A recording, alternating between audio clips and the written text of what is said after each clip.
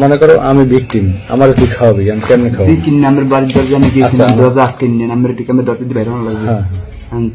দরজার সামনে দেখি আর পুরুষের জুতো, পুরুষ লোকের জুতো আছে কিনা। পুরুষ লোক থাকলে আর যাবি না? হ্যাঁ, সত্য কথা বলতেছি। যাইয়া বলি কি বাবাজিরা মুরব্বীরা বাসায় আছেন, কারণ এক সময় পুরুষ লোকের জুতো ভেতরেও থাকে। বাবা শুনেন কথা, বাবাজিরা মুরব্বীরা বাসায় আছেন, আমি মির্জাগঞ্জ থেকে আসছি, এরদিন খুলিতে অনেকের হাত নাই, পাও নাই, প্রতিবন্ধী, বাবা কথা বলতে পারে না, সেই এতিম হাত দিয়েছি। যদি বিশ্বাস ভক্তি হয়, সম্বলে থাকলে 10 টাকা 20 টাকা দিতে পারেন। যখন 10 টাকা 20 টাকা দেন একটা কথা, মহিলা একটা আরেকটা কথা বলবো, ওই মানে শুনলে কি বলেন বাবা, তোমাকে আমি না আমার ঘরে পাগল ছিলাম, আপনাকে দোয়ায় ভালো হয়েছি, দেখো তো 12 বছর মার সেবা যত্ন করছি, মায়ের অসুখ বকছে, মায়ের আগছে এই আলাইছি, এবার স্বপ্নের করে মাওলা দিতে পাইছি, তার কারণে বলি যে ঘরে বালা মুসিবাদ থেকে আইন নিতে বরকত না, টাকা পয়সা চাম দেয় না, বিপদ আপদ অসুখ বিসুখ দেনায় ডুবড়ু মনে আসা পূর্ণ হয় না, সেই ঘরে তেল পরা পানি পরা সুতে পরা দিয়ে যাই।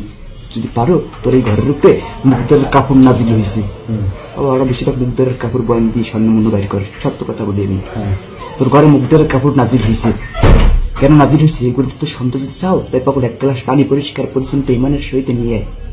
যখন পানি নিয়ে পানি যখন আনতে যায়, তখন ওই সেকেন্ড থেকে যে হাতে লাগালে হাত পুরো মিটে হয়েছে, তখন ওই হাতে সেকেন্ড থেকে সেকেন্ড বার কমে জানেন স্যার।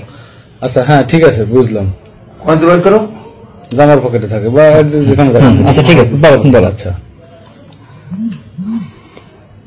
মোর কইতে দিন পানি পানি আছে, পানি আনতে পারে মানে কত কইতে দিন, কত কইবেন কথা কোন দিন কইলাম, এই পানি আনতে বসে ইমানের সাথে, পানি এনে দিছে মগু, তো এখানে বস, কইতে আমি তো বন স্যার, আমি তো চেহারে বসি না, আমি নামাজের বসায় বসি না, তো নামাজ বলে নামাজ গে আমি কি আস্তে আস্তে মনের ভিতরে ঢুকতে চাই, নজলে বসে দে পানিটাতে, এখানে বস।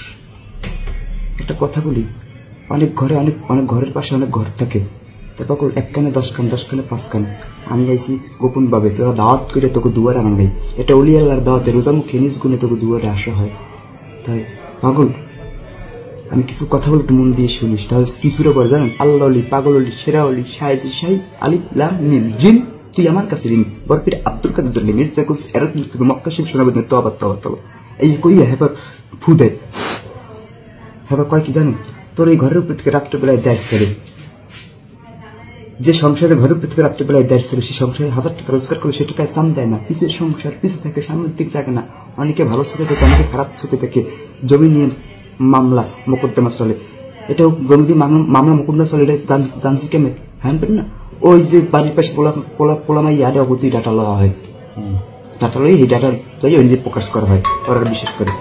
তো বাবা তোর এইগুলো না কোন তাবিজ তোমার বন্ধ করেন, তাবিজ মানে শিরক, তাবিজ মানে শিরক, এটা গোলাপ কাপড়ের মাধ্যমে খতম করতে হবে, গোলাপ কাপড়ের মাধ্যমে জিকির করতে হবে, কোরআন শরীফের মাধ্যমে সেজদায় গিয়ে চোখের জল ফেলাইয়ে জমিনের সাথে কপাল টাহিয়ে রাতে 3টা বার টাক দেয়, মাটিতে কপাল টাক দেয়, আর দালান হলা থাকলে দালানের কপাল টাক দেয়, আচ্ছা টাক দিয়ে উল্টি করে পারবি